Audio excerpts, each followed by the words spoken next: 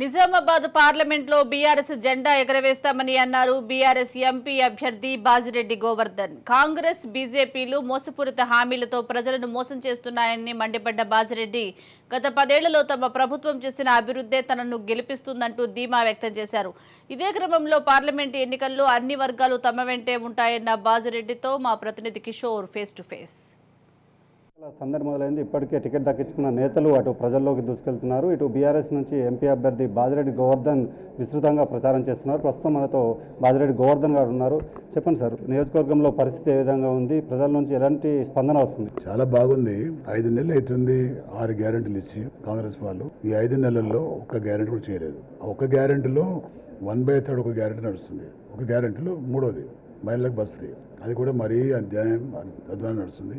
తగినన్ని బస్సులు పెడతలేరు వాళ్ళకు. మగవాళ్ళు డబ్బులు ఇచ్చి కొందామన్నా కానీ టికెట్ దొరికే పరిస్థితి లేదు. అంటే అదే కాకుండా ఆర్టీసీ వాళ్ళకు కూడా ఇబ్బందులు ఉన్నాయి. ఆర్టీసీ వాళ్ళకు ఈ ఫ్రీ బస్సు ఛార్జీలు ఎంత అయితే అయినాయో దాదాపు 1400 కోట్లు అయినాయి.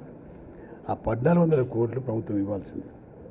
ప్రభుత్వం ఇవ్వకపోగా సంవత్సరానికి 1000 కోట్లు గ్రాంట్ ఇస్తుంది గవర్నమెంట్ ఆర్టీసీకి. ఆ గ్రాంట్ ఇస్తలేరు. ఈ 1400 కోట్లు ఏవైతే ఉన్నాయో ఉచిత బస్సు ప్రయాణికుల డబ్బులు అవి ఇస్తలేరు. దాదాపు 2400 కోట్లు బకాయిలు ఆర్టీసీకి.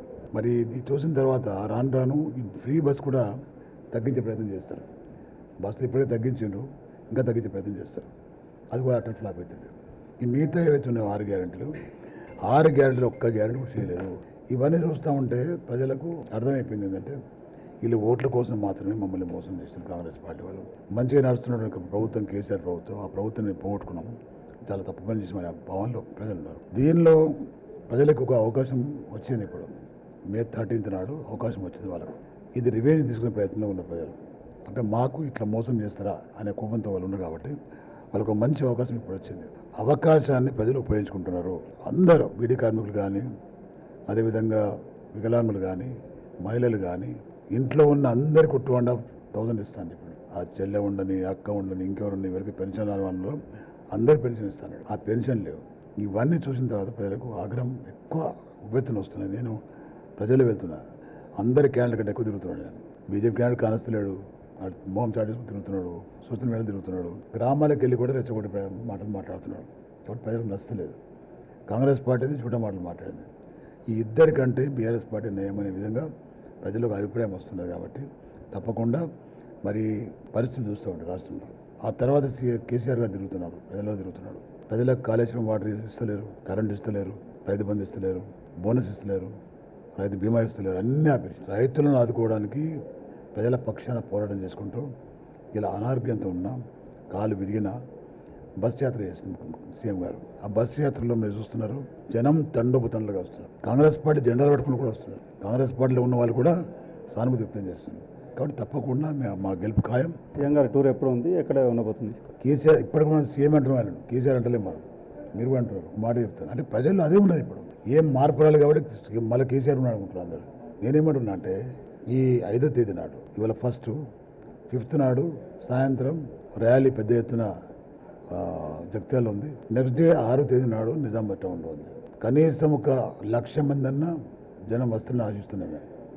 జగిత్యాలలో కానీ ఇక్కడ కానీ 1,00,000 మంది కంటే ఎక్కువ ప్రజలు తండోపతండ్లకు రావడానికి ఉబ్బిలేరుతున్నారు, ఉత్సాహంలో. కాబట్టి కేసీఆర్ ఏం చెప్తాడు? చివరిగా నియోజకవర్గ ప్రజలకు మీరు ఏం కోరుతారు ఎలక్షన్ సందర్భంగా? నేను గెలిస్తే ఇతర గతంలో చేసిన ఎంపీల కంటే నేను మెరుగ్గా సేవ చేసే ప్రజలకు.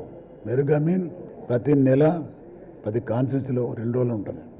2 days నేను పనిచేస్తాను. ప్రతి కాన్స్టిట్యూన్సీలో ప్రతి నెల 2 రోజులు అక్కడ ఉంటాను. ఆ తర్వాత ప్రజల సమస్యలు నేను పరిష్కారం చేస్తాను. ప్రజలకున్న సమస్యలు చాలా ఉన్నాయి. ఇప్పుడు పసుపోటు రావాలంటే అపోజిషన్లో నేను గెలిస్తేనే మనం ఫైట్ చేయగలుగుతాం తప్ప సేమ్ పార్టీ వాళ్ళు గెలిచినప్పుడు ఎప్పుడు బీజేపీ వచ్చినా కాంగ్రెస్ వచ్చినా మళ్ళీ మొదటికి వస్తుంది. ఆల్రెడీ గెజిట్ నోటిఫికేషన్ ఇచ్చారు కాబట్టి ఆ గెజిట్ నోటిఫికేషన్ ఒక ఆసరా తీసుకొని తప్పకుండా నేను డిమాండ్ చేస్తాను పార్లమెంట్లో. అదేవిధంగా పార్లమెంట్లో ఒకవేళ వాళ్ళు సానుకూలంగా లేకపోతే సుప్రీంకోర్టుకి తీసుకొస్తా, దాన్ని అడ్డం పెట్టుకుని అది నేను సాధిస్తాను. రెండవ మెయిన్ ముఖ్యమైన విషయం, ధర్మపురి అరవింద్ ఏం చెప్పిండంటే 14 చేస్తా 5 రోజుల్లో కాలేదు. రెండోది ఏం చెప్పిండంటే ఈ ప్రాంతం కలిసి గల్ఫ్ చాలామంది యువకులు పోతున్నారు, నకిలీ ఏజెంట్ల బారిన పడి చాలా ఇబ్బందులు పాలవుతున్నారు, జైలు పడుతున్నారు. అక్కడ వాళ్ళని అడిగే నాదులు లేడు, హాస్పిటల్లో పడుతున్నారు, డబ్బులు లేక చనిపోతున్నారు చాలామంది. శవాలు తెచ్చే పరిస్థితి లేదు. ఇవన్నీ సమస్య పరిష్కారం కోసం ఏమన్నాడంటే అరవింద్ గల్ఫ్ పాలసీ తీసుకొస్తా సెంట్రల్లో అని మాట్లాడాడు. అదేవిధంగా వాళ్ళ ఇంట్లో కాల్ సెంటర్ పెడతా, నేను ఆ కాల్ సెంటర్కి ఫోన్ చేయని ఇబ్బంది ఉంటే నేను పరిష్కారం చేస్తాను. కాల్ సెంటర్ లేదు, గల్ఫ్ పాలసీ లేదు, రెండింటికి మధ్య పెట్టేసి నేనేమంటున్నా అంటే గల్ఫ్ పాలసీ తప్పకుండా నేషనల్ పార్టీ తీసుకురావాలి. దేశంలో పలు రాష్ట్రాలకు వెళ్ళి చాలామంది యువకులు గల్ఫ్ కంట్రీ పోయారు. వాళ్ళ గురించి పట్టించుకుని నాదు లేడు. దౌత్య సంబంధమైనటువంటి విషయం ఇది.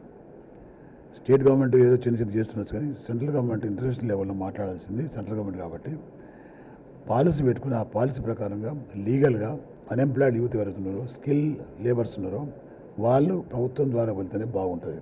మన ఇజ్రాయెల్లో అవసరం పడ్డది. ఇజ్రాయెల్ వాళ్ళే సెలెక్ట్ చేసిన గవర్నమెంట్ పంపించారు. అదేవిధంగా ఇతర ప్రాంతాలు ఇతర దేశాలకు వెళ్ళాలనుకున్న వాళ్ళకు ఒక పాలసీ పెట్టి వాళ్లకు సానుకూలంగా ఈజీగా ఎలాంటి ఇబ్బందులు లేకుండా ఎవరికి మోసం కాకుండా ఒక పాలసీ ద్వారా బయట దేశాలకు వెళ్ళే పరిస్థితి కల్పించే విధంగా నేను చూస్తున్నాను. ఆ పాలసీ తప్పకుండా తెచ్చే ప్రయత్నం చేస్తున్నాను. సార్, మొత్తానికి కేసీఆర్ బస్ యాత్ర నేపథ్యంలో అటు పార్టీలో ఉత్సాహం పెరిగింది. అలాగే స్థానికంగా ఉండే తనకు అవకాశం ఇవ్వండి, అటు నియోజకవర్గాన్ని అభివృద్ధి చేసి చూపిస్తానని అటు బాజిరెడ్డి గోవర్ధన్ చెప్తున్నారు. కెమెరా పర్సన్ చైతన్యతో కిషోర్, రాజ్ న్యూస్, నిజామాబాద్ నుంచి.